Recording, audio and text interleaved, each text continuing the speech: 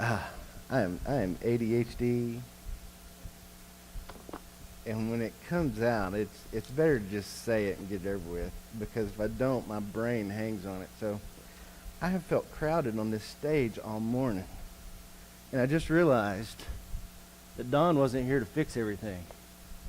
So this goes way up here. And y'all might think I'm crazy, but I wasn't like that until Don Paxton. So I kept saying, y'all move up front a little bit. I'm not going to sing so much today. And they wouldn't move up front because they wouldn't know where to go. So, okay, I got that out of the way. All right. Open up your Bibles to Isaiah chapter 29. It's easy to stand up here and say, the church in America today, or the church today.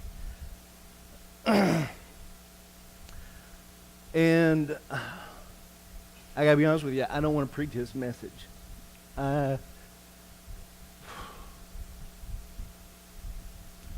Because to be honest with myself and be honest with you, I have to say, there's a problem in Rosedale. If we don't internalize it and really understand that it's easy to say the problem in America today or the problem in the church today, you're still always, you can walk out that door and you can say, well, I'm one step removed. That's not happening here. It is happening here. Look around. We're thinned out. We need to address a heart issue that we have. And so, as I've wrestled with this, I felt like that maybe to share the human aspect of this is to say that we all have these struggles. To say that it's easy to allow these things to creep into our lives. And as I say things, I don't want it to seem as hearsay. When you're in the pastorate, there's a lot of things that you can't say. And we have problems at Rosedale. We have issues at Rosedale, and we allow sin to come in and we don't address it. And we've got to stop that. Don said very humorously the other day, he said, he's in charge. I can do whatever you want to with him while I'm gone. I was like, thanks. If you only knew. And I hope you're chuckling at the end of this 20, 25, 30 minutes. But the title of the message today is your worship hallowed? Is it sacred? Or is it hollow? We have a problem in America. See how easy that is to say? We have a problem in the church today. See how that's so like, that's somebody else he's talking about. And we got a problem in our own church. Our relationship with God has a tendency to get shallow. And I will present for you today simply the evidence. If you go to Sunday school class, and I say if because you have to make that determination of yourself, you'll find that those classes are largely empty. People don't go to Sunday school class. People come to service and leave. They'll come to second service and not come to Sunday school. When you come in here for the preaching, the message, that's to get into that place where God has spoken to the one that he has presented the message to give to you. But I have a great passion in my heart for what goes on in those small groups, in those Sunday school classes, because that is where the point where you get to ask questions. You get to say, wait a minute, help me understand that. And our Sunday school ministry in this church is crumbling. It's something that is not being taken seriously. There's always something other to do. There's things, plans made.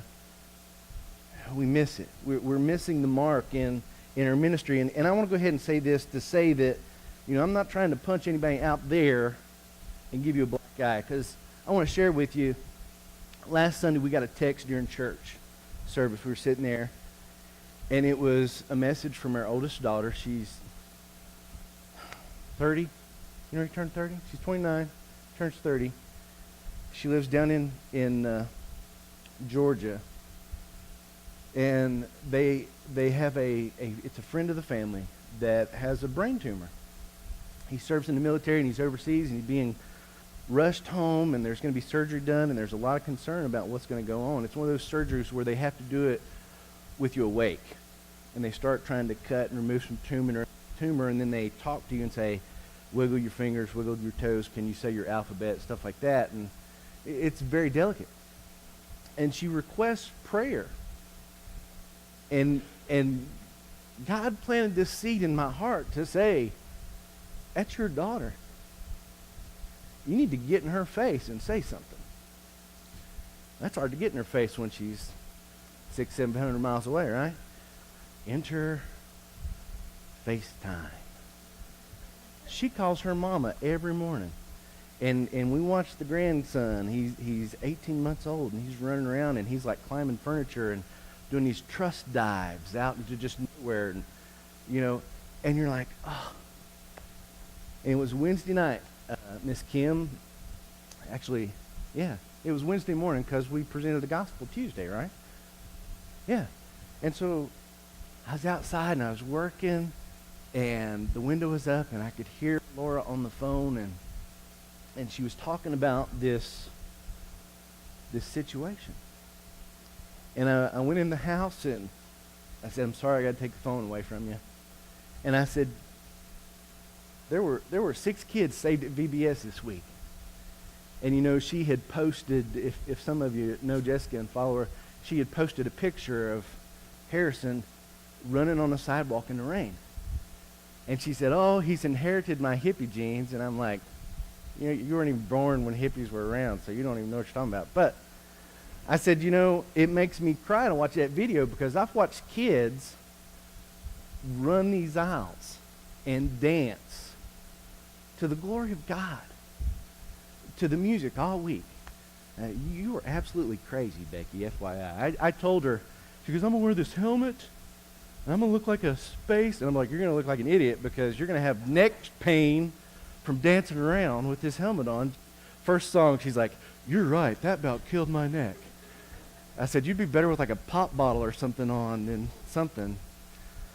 And I said, honey, you call and you want prayer for someone you care about, and your son is 18 months old and you won't take him to church. And it's real easy to say there's a problem in America today, but I share that with you to say we have problems in our own families, in our own lives. And if we don't just get over the fact that we're going to make somebody mad, hell is waiting for those that are going to be mad.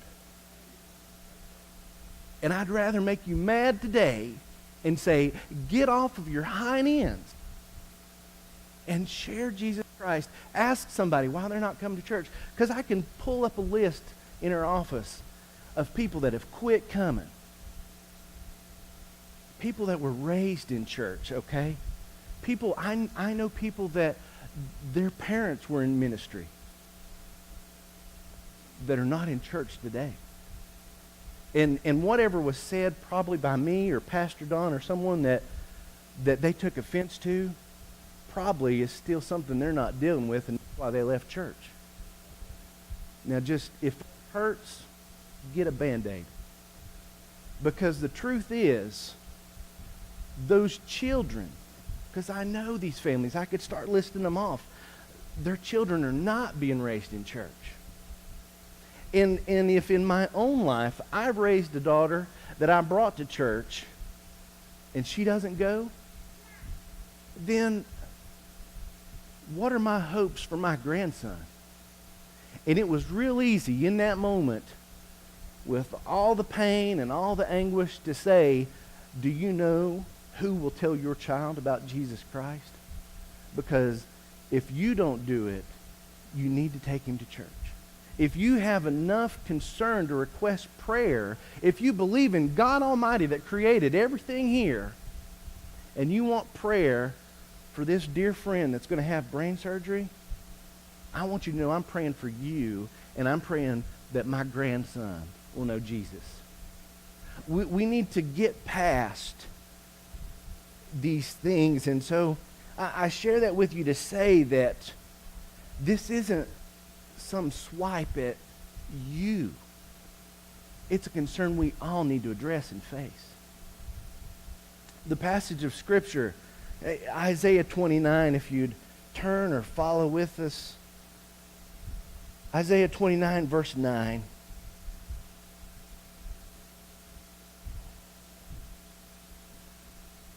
Stop and be astonished. Blind yourselves and be blind. They are drunk, but not with wine. They stagger, but not with beer. For the Lord has poured out on you an overwhelming urge to sleep.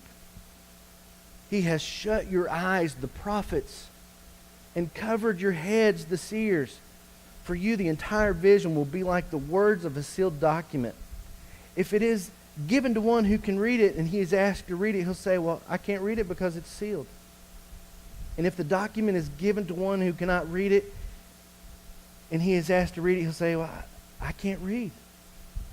The Lord said, because these people approach me with their mouths, to honor me with lip service, yet their hearts are far from me, and their worship consists of man-made rules, learned by rote. Therefore I will again confound these peoples with wonder after wonder, and the wisdom of their wise men will vanish, and the understanding of their perceptive will be hidden. Woe to those who go to great lengths to hide their plans from the Lord. They do their works in darkness and say, who sees it? Who knows us? You have turned things around as if the potter were the same as the clay. I would encourage you to underline that as a word of warning. How can what is made say about its maker, you didn't make me? How can what is formed say about the one who formed it, he doesn't understand? He doesn't understand what he's doing. Isn't it true that in just a little while Lebanon will become an orchard, and the orchard will seem like a forest? And on that day the deaf will hear the words of a document, and out of a deep darkness the eyes of the blind will see. The humble will have joy after joy in the Lord, and the poor people will rejoice in the Holy One of Israel.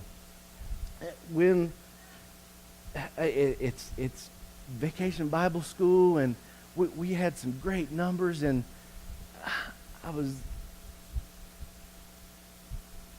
this is that week that's like,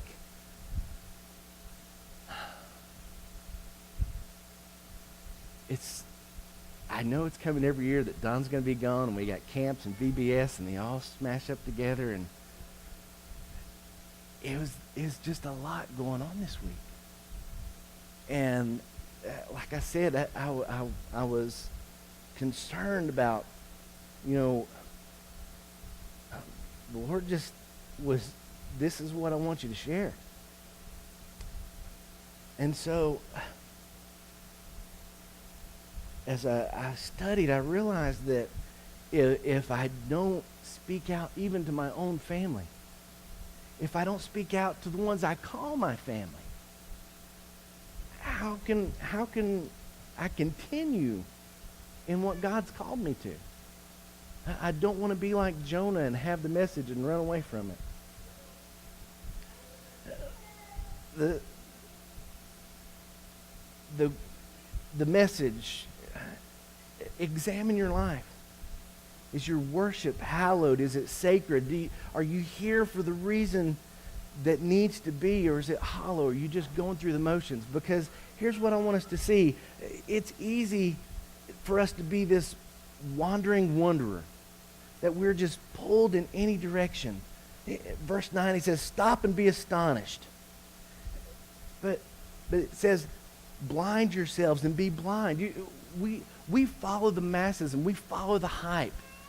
And we're so enthralled with every little thing that's going on. And I don't care if it's technology, or if it's sports, or if it's music, or if it's cars, or whatever it might be. I say to you, examine your life. What is it? Because it is so easy for us to be easily wowed.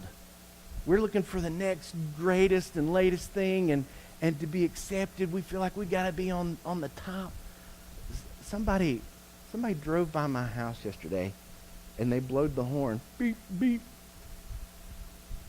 And I turned and I waved. I don't have a clue who it was. I don't know. Because you kind of identify people by, like, what they drive. And I mean, I roll up in, like, I posted something a couple of weeks ago. I was like, man, I may roll like Fred Sanford, but I sell it like the Jeffersons, you know. I got a busted John Deere mower, and I like duct tape the hood on it, because if you don't, it just falls off, you know. But it's a John Deere, right? This person rolls by me, this big nice truck. I'm not saying that's a bad thing. It's got like 30-day tag. I don't have a problem with that. I don't know who it is, because I identify them with, like, oh yeah, they're right. I got on to Patrick the other day. I was like, dude, where's my truck? And he goes, well, the company put me in this truck. And I'm like, well, when you going to bring me my truck? That was the whole point of me saying, where's my truck? He still hadn't got that. I had to say it from the pulpit. But we're always after it. And I mean, this was a nice truck. It was like 4-wheel drive. And it had, it was that Nissan Titan or something like that. It was red, my kind of red, not just like red, like red. I like the maroon, the dark, deep red. I was like, oh, hey, I don't know who you are. They were honking, and they might have just been on a parade. Hey, look at my new truck. I don't know. But my point is, we are so easily wowed. We got to have the next thing. We are a slave to distraction. He says, verse 10, the prophet speaks, and he says, for the Lord has poured out on you an overwhelming urge to sleep. We're so constantly seeking something to fill the boredom in our lives. Well, why are we bored? There is so much. If you know Jesus Christ, there is a ton of stuff for you to do. And when we have to, I don't want to use the word beg, but when we have to plead, yeah, Kim, we're going for teachers, for VBS. When we have to pause to see who has children's church. Guys, we are blessed with a plethora of kids. I mean, we got kids coming out of the woodwork. And we can't get people to be dedicated to show up to teach. That's a Rosedale problem. Do you understand what I'm saying? It's getting real quiet. We have this, we're seeking something to fill the boredom, and the reality is we have these empty lives because we have put Jesus on some sort of back shelf in the closet. It's like he's some sort of antique that we don't want no one else to have. I've got those things that I'm like, man, this is precious. It's so precious, I'm going to hide it. My dad told me a story a while back about this piano. Crystal, you've seen their piano. And he said, yeah, they brought this piano home. They started taking it apart, and there was a bag of money in the back of it. And I was like, I'm going to go home and check my piano. We hide stuff away to the point that we forget about it. Do we have Jesus so far tucked away in our lives that he's not really a part of it? We have empty lives. I worry that we don't get consumed with with the emptiness so much that we get distracted by this prosperity preaching. I've read a number of articles over the last 2 or 3 weeks, and people analyzing, verses like, I know the plans that I have for you, saith the Lord. And a lot of times that gets taken, and it's this name it and claim it mentality. I want to tell you, that's nothing new, okay? Jot a note down, Acts chapter 8. You can read the story. It's verse 9 through 20 or so. But there was a sorcerer by the name of Simon. And the Bible says he was really well known, and the people followed him, and they were wowed. Man, this guy could do stuff, and he would show them sorcery. And I'm going to tell you, I don't know what it was, if it was demonic or if it was just sleight of hand. I don't know. But they were amazed with what he was able to do. And when the gospel came through, when people heard about Jesus Christ and their lives were changed, you know what? They didn't follow Simon. So much so it says that many were saved and believed Simon also. He actually approaches him and says, man, how much are you willing to sell that for? He tells him, I'm willing to buy it.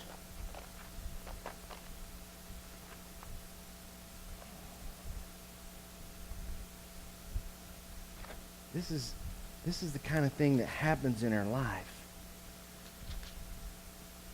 He says,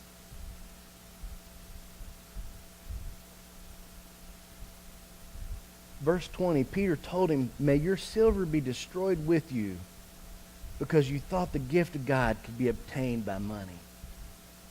We are so easily wowed and enthralled, and we think, man, if I listen to this person on the radio, or if I send my money to this, I'm good to go. I'm covered for. I've bought my way up. We're so distracted.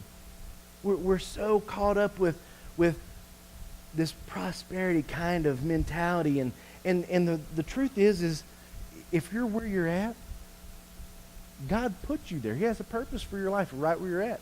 We don't invest locally. We don't go out and knock on doors. I told during VBS, I said, show of hands, how many of you have had a Jehovah's Witness knock on your door? All my kids in VBS, yes. How many of you have had a Mormon knock on your door? Like, most of the kids are like, I don't know who they are, but they're the guys with the little black ties and the short sleeve shirts riding bicycles. Yeah. How many of you have had a Christian knock on your door? God, what is wrong with us? Why is it that the pagan, the false prophets are on every corner? And you can't pick a Christian out of a crowd. We're not invested locally. We got plenty of room. Do you realize that, for people to come and visit us? The question was asked a while back, why did we quit doing combined services? And I'll tell you why. So you can write this down and you can say, that makes perfect sense. We count the number of people that come to early service, and we count the number of people that come to second service. Just heads. We just want to know how many's here. And when we would have combined service, it might have looked fuller in here, but that one count didn't number the two. If we're constantly looking for a reason to not go to church, I want you to know that that's what we as a staff try to eliminate. We want this to be a place where you say, man, I need to be recharged. I need to be encouraged. I need to be lifted up. And you know who does that? People that love and serve God. And you know what we need? We need some people that love and serve God. We have a need to invest locally. We have, my next point, we have a worthless worship. Verse 11, he says the entire vision will be like a sealed document. We have so much technology in our hands I got a Bible app. You know, you've heard it said a million times that when Tim Tebow had John 3:16, it was the number one hit on Google. What's that mean? You know, we have so much access now more than ever before, and we are spiritually dull. We have that, and yet we act like it's sealed. We don't ask God to reveal things to us. Not only that, spiritually dull, we're spiritually young. Don talked about last week that we can be. I was telling Rosemary, and I've actually been trying to get these pictures because I found these advertisements for Lifeway. And it'll have Bob, who's 57, he's got a gray beard and, receding hairline. He's got a pacifier in his mouth. Bob, 57, spiritual age, 14 months. Kim, who's 24, spiritual age, 2. We have to understand that there is an ever constant need to grow in the Lord, to mature, to seek out and to bring about change in our own lives. Because here's what happens. If you're not growing, then young's one thing. Okay, I'm cool with young. This young, I can cope.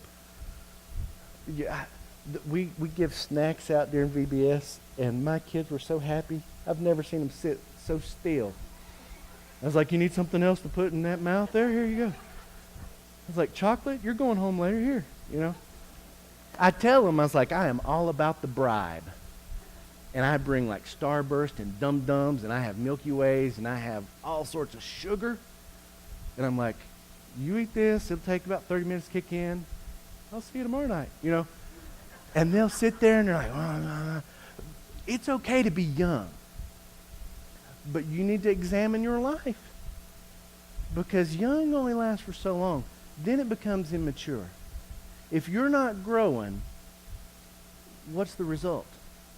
We have a spiritually immature congregation today. And it leads to this, spiritual shipwreck. We don't know what's going on. We have replaced faithfulness with routine. Look at verse 1 of chapter 29. Ariel is this unique word, and I've done some word studies on it. It's referring to Jerusalem, and it says the city where David camped. So he's talking about that city, but it also means like a dirt altar. Hang on to that. He says, you continue year after year. This is verse 1 of chapter 29. You continue year after year.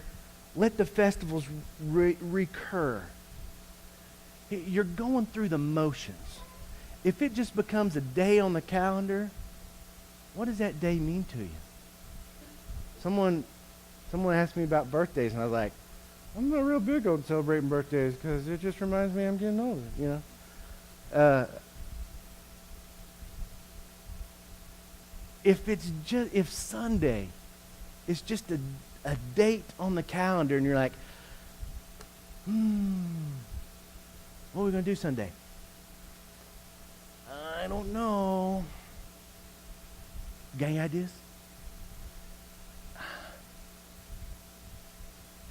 Man, I know unless I have an injury or God takes me home, I know where I'm going to be on Sundays, guys. And if as a whole we decided, let's do our Sunday thing on Tuesday, I tell you what, I know where I'm going to be on Tuesday. Because I want to be with my family. I want to be with the body of Christ. I want to be with those that say, man, I've had a rough week. Here's what's going on. Let me pray for you. I've had a rough week. We're going to pray for you. But I'm telling you, I know where I'm going to be. If you want to know where I'm going to be, this is it. This is where I desire to be. And yet, we're shipwrecked. We've replaced faithfulness with routine. This is what you do on Sundays. This is what you do on Wednesdays. This is what Sunday night is. This is Tuesday night. This is Bible study. Or this is, this is when we're going to have this practice. This is when we're going to do that. If it just becomes routine, I tell them on Monday nights, guys, this is my Sunday school. This is my time of encouragement. Because have you ever thought about this? Miss Tina's here, and y'all can ask her this later, but have you ever thought about who ministers to the ministry? Where does the pastor go to get his preaching? Where does he go to get his encouragement? Understand that there needs to be more to the family. There needs to be prayer. There needs to be encouragement. If think about this. If faithfulness is gone, and this is routine, I'm going to explain to you these empty seats. And I know people have to work. It wasn't by design. Miss Laura's at work today. It's her schedule. She has to be there. I know that's the way the world works today. And so I can say what I'm about to say with confidence, okay? I know there are people that have to be at work. But now, do y'all really believe in the heart of hearts that there are people, these people that we know that filled these seats, they're not at work today, are they? No, they're at home because something happened. They're at home because they weren't encouraged. They're at home because they're immature. They're mad. Here's what happens. Routine is now the norm. Human logic. Look at what he says. He says in verse 14, he says, I'll confound the people with wonder after wonder, and the wisdom of their wise, it'll vanish. There are people that have logic and they can explain things away. There are people that they'll use man-made wisdom, and there's a big push right now to say that faith is just a fairy tale, and we have so much intelligence now, and what we've learned about the stars and what we look out, and listen, God made that. I have been fascinated with space and astronomy and stuff for years. And every time, I've heard this 2 or 3 times in the news, they'd say, we have found the edge of the Big Bang. Like there's nothing else to see. Well, and then they'll polish their lens and they'll refocus it, and they're like, oh, wait, there's another galaxy out there a couple million light years away that we didn't know. God confounds them. You thought you knew what you were talking about, and you don't. Look here. My creation, my world, I own it. The span of his hand, isn't that fascinating?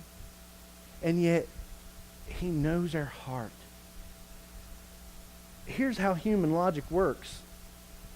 When faithfulness is replaced with routine, logic thins out the routine churchgoer. The routine church, and I'm telling you something. Man, we grew up and we were in church when the doors were open. That was the faithfulness that was handed down from my parents. I love y'all so much. My mom and dad are awesome. My dad would work a full-time job and come home and work part-time jobs. He'd do, I've seen him crawl under houses and do duct work. I've seen him go and, we had this neighbor. See, this is the ADHD. We had this neighbor, and he had this big, huge Shaggy dog, like the Shaggy Dog movie. And my dad was working under this car. And this dog crawled up under there with him, and he's like, well, you get this dog off me, it's so huge. And, he was like welding something. He's like, y'all just let this dog get all over me. I was like, well, you told us not to look because you were welding, because it would blind you and stuff. This dog's just in there, He has worked so much, and I don't mean to put him on the spot, but man, There was times that I would have to preach that y'all weren't here because y'all were in a different church, and I could just talk about y'all. And now you're here. But we didn't miss church. We didn't miss Vacation Bible School. We didn't miss revivals, and I'm talking about tent revivals that you drove to like another state. We did. I heard Mays Jackson, and there was this one guy, it was Ed Ballou, that was like the truck driver special, Ed Ballou, and one guy was this big, huge, tall Cherokee Indian, and he was like 6'7". Well, I heard these guys preach growing up. It was a part of life. Faithfulness to get your kids under the teaching of the Word of God, to bring conviction. And we're so shipwrecked now that logic says, I've had enough church for this month. We might go over. I'm going to just turn my phone off.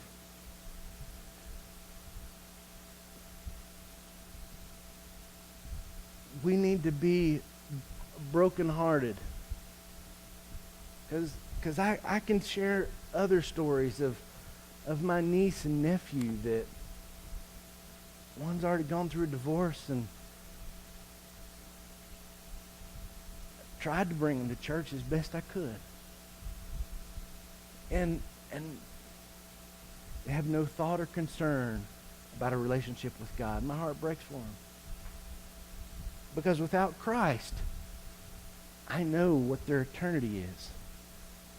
And we try to just say, I don't want to think about that. Let's see what the scores are. Let me play this game.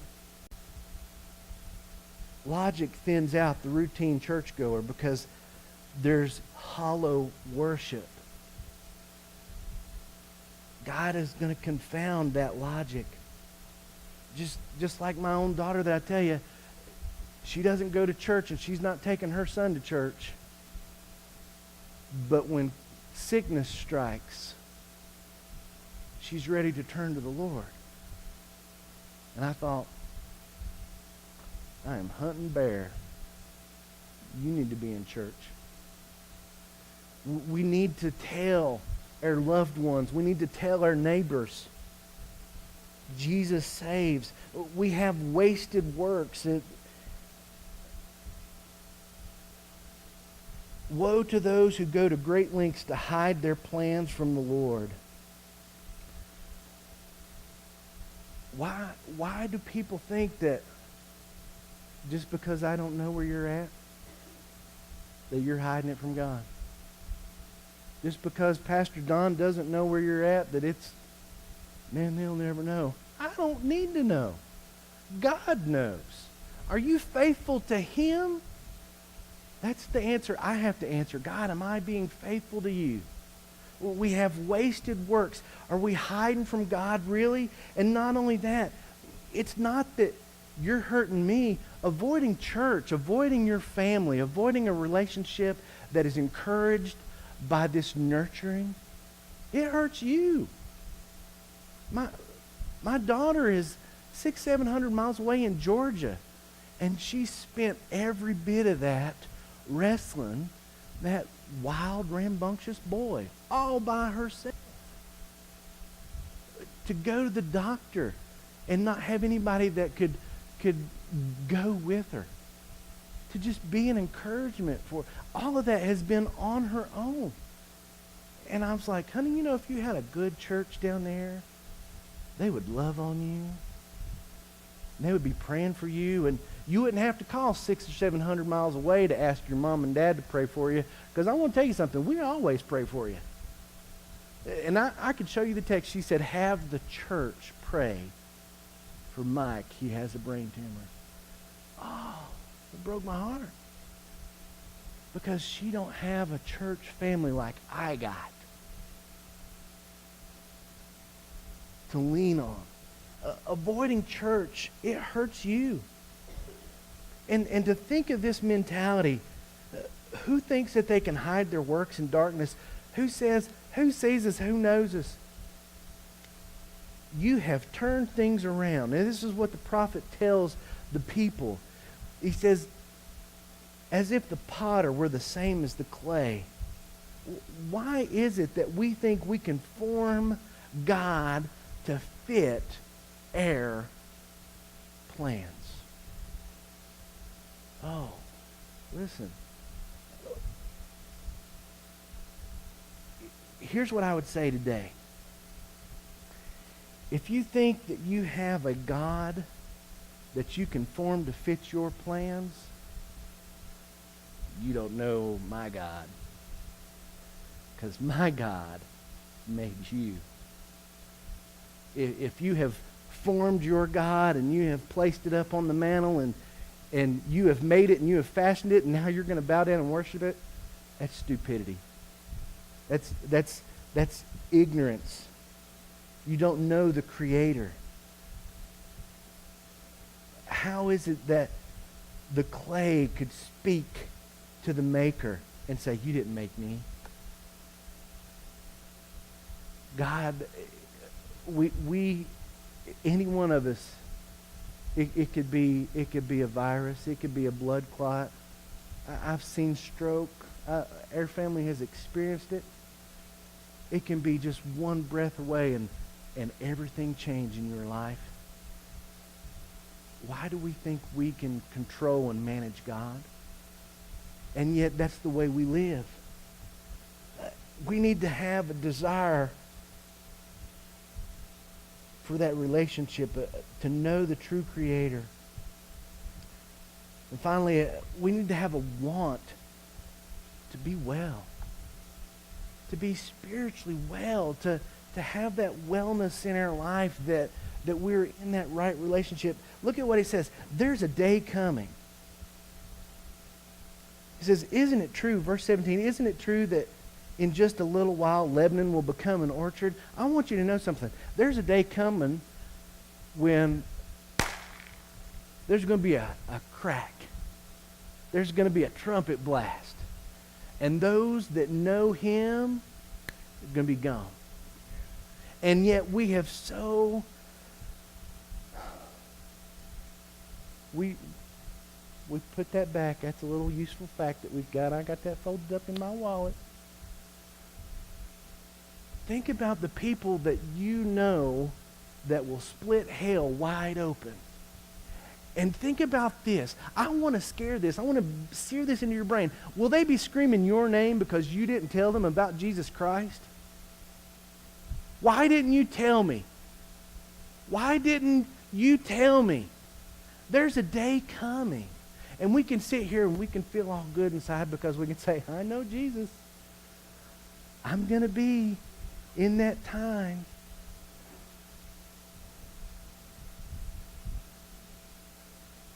We need spiritual healing. We need a spiritual awakening. We need to come alive. We need to say, man, I wasn't planning on staying for Sunday school today, but I think maybe I should. Because it's just a matter of moments till you can walk out that door and you can go beat the lunch crowd and you can say, oh, what am I going to do this afternoon?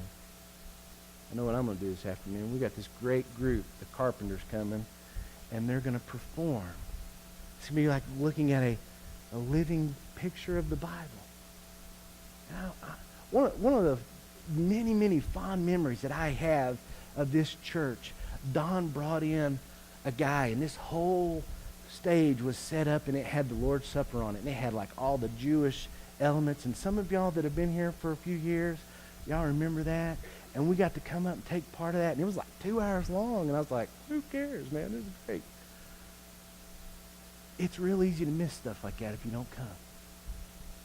It's real easy to say, I got something else I need to do. I don't know what it is yet. I got to do it. We need to awaken. Look at remember what he said. He says, I'll shut their eyes. He says, they'll have an overwhelming urge to sleep. We need to awaken.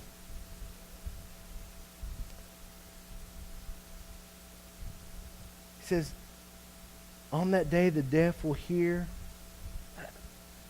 Not just the deaf, the spiritually deaf.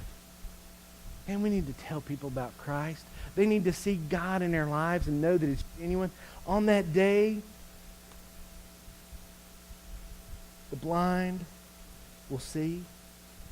You remember what Jesus would say?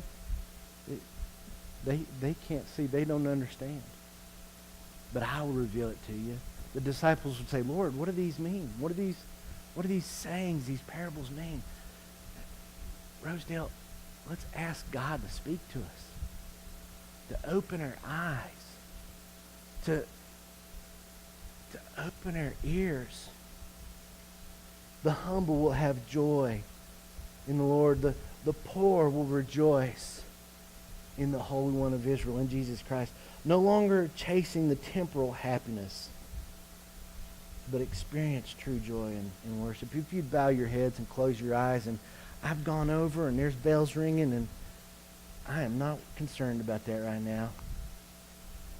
If you don't know Jesus Christ,